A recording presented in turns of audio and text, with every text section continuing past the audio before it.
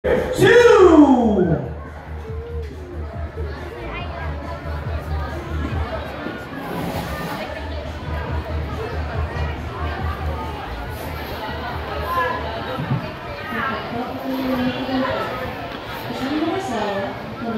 sa simpleng buhay, ang magbabahagi ng isang kwento ng tagumpay na hindi nila inasahan.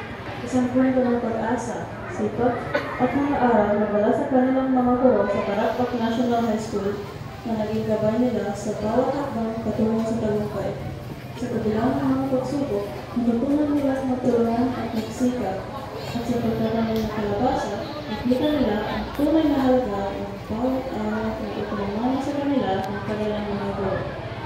Mula sa kanilang pinag-isato, naalala nila ang isa sa mga pinakamahalagang leksyon na tinuro sa kanila ang Ogulay. Isang simpleng aral, ngunit na malalim na kahulugan.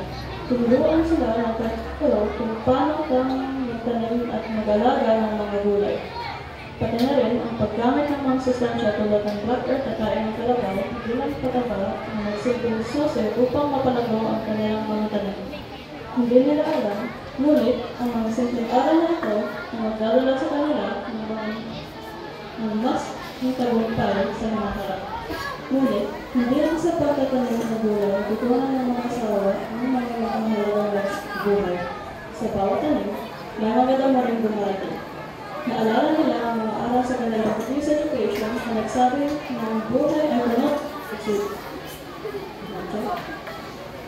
Tulad ng gamot sa paligid ng mga tanim. Ngunit, ang tunay na tagumpay ay nakakamtan kapag natutunan mong talisyan ang mga hadlang at pagsubok at magsikap ang pumabantili ng kanisa ng landas. Ang bawat naman ay tinatanggap ang magpapakita ng mga pagkakataon upang maging mas maligaya at matagumpay. Sa gawin pa rin ng mga guro at mga natutunan nila ang pagtulungan sa sarili at magpagahalaga sa mga bagay na pinanahalaga sa buhay. Sa bawat hakbang, natutunan nila ang magpasalamat at magsikap para sa kanilang pamilya at komunidad. Bumula ng kalabasa na puno ng magagandang bunga ay naging simbolo ng kanilang tagumpay. Isang bunga na magsawang pagsisimikap at pagmamahal.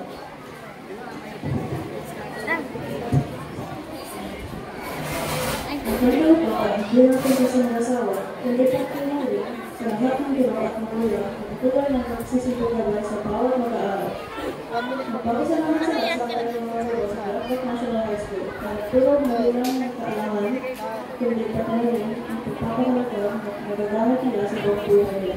Sa naguluan ng 51st Foundation Day ng Karapak National High School, nais nilang itaabot ang kanilang pasasalamat sa lahat ng naging bahagi ng kanilang kwento.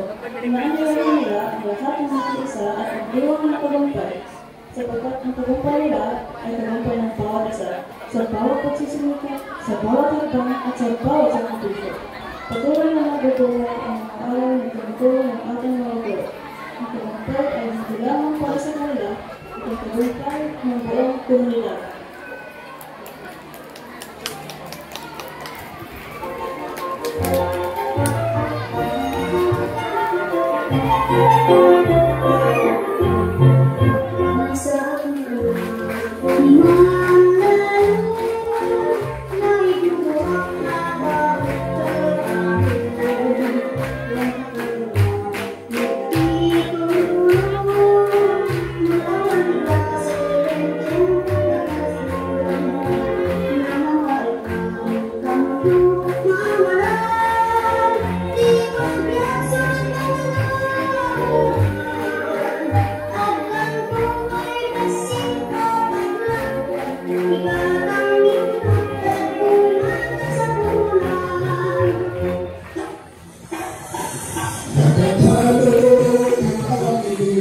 Abandon